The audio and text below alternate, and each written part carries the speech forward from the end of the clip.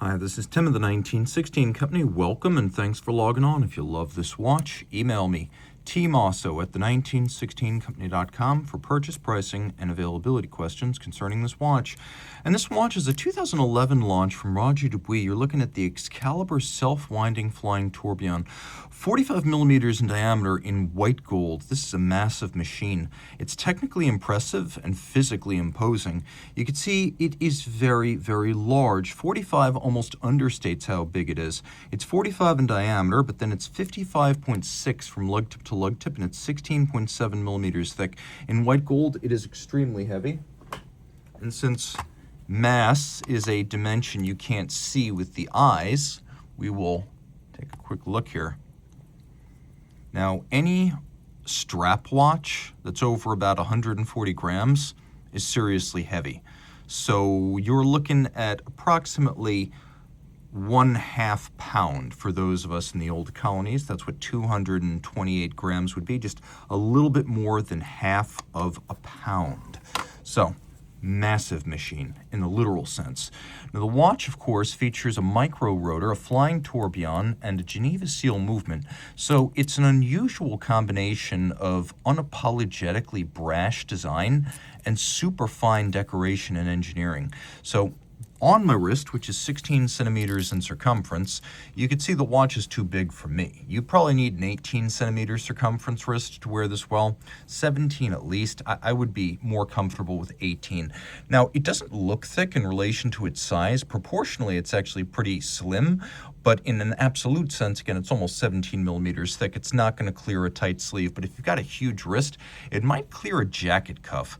Now, the watch does have a little bit of an arc to its lugs, which helps fit a bit, but again, proportionally, this is just too big for a 16 centimeter circumference wrist. Taking a look at the strap, I didn't quote a lug spacing because the lug junction is idiosyncratic. It's a triple lug, so you're going to need either a factory strap or get your custom maker to build one to spec for this specific watch. It is a nice piece, though. You can see large rectangular scale alligator leather, black semi-gloss, substantially bolstered to give it volume, thick cuts of leather, monotone black stitching. We've got folded edges. Then on the bottom, we've got calfskin. You can see the Roger Dubuis monogram on the bottom. It is a factory strap. And then you can see that inside the clasp, there are several pairs of divots, so you can dismount and move the spring bar to change the anchoring point to fine-tune the fit. We have twin trigger release. You have to press both triggers for it to open. It will not pop open inadvertently. You can see the RD monogram inside the clasp. You can also see that it's a fairly thick swing arm of white gold, and when it closes externally, we've got the Excalibur serrations on the edge of the clasp. We've got the RD monogram, and then we've got the Roger Dubuis name. The interesting about Roger Dubuis is that the company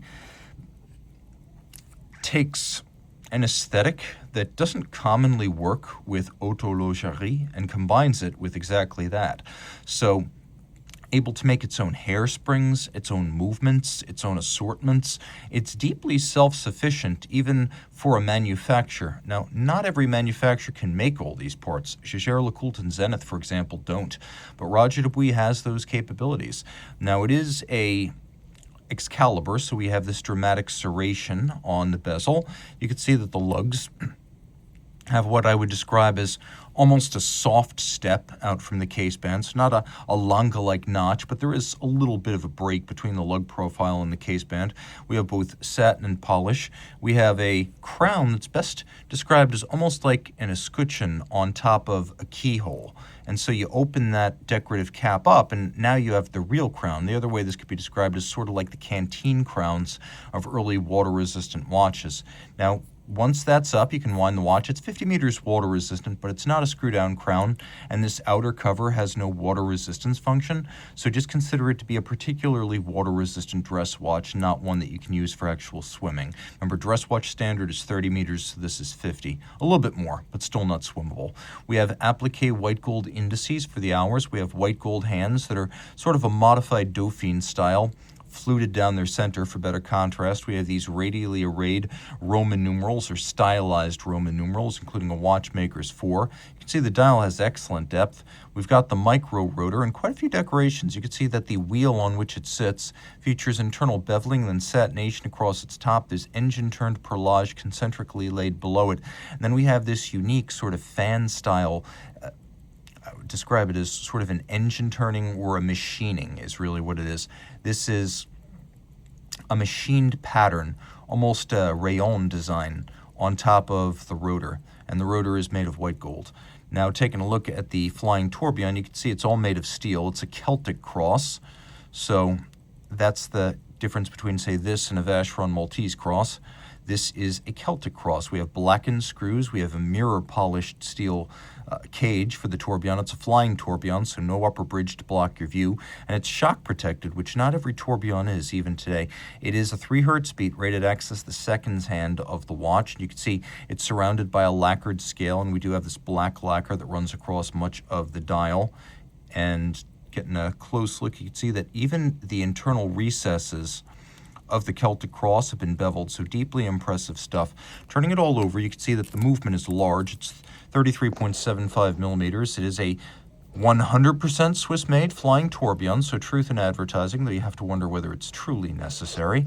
A 60-hour power reserve, automatically wound. It is a 26 jewel movement that is 6-position adjusted, and you can see the Poisson de Genève, or the Geneva seal, on the bridges.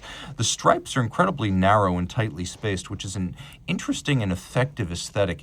It requires a lot more clean passes to lay down all these tiny stripes. You can also see beveling within all the jewel and the screw sinks, which looks great. All screw heads are polished with chamfered slots in circumference. We'll turn it all over here. You can see that the quality of the beveling is excellent. It's a little bit hard when you have a case back on top. I'm going to do my best here.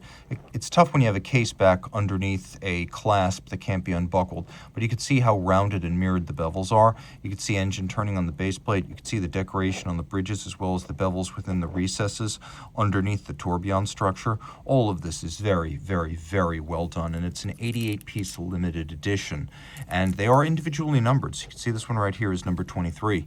If you love this watch, reach out to Team Mosso at the 1916company.com for purchase and pricing details.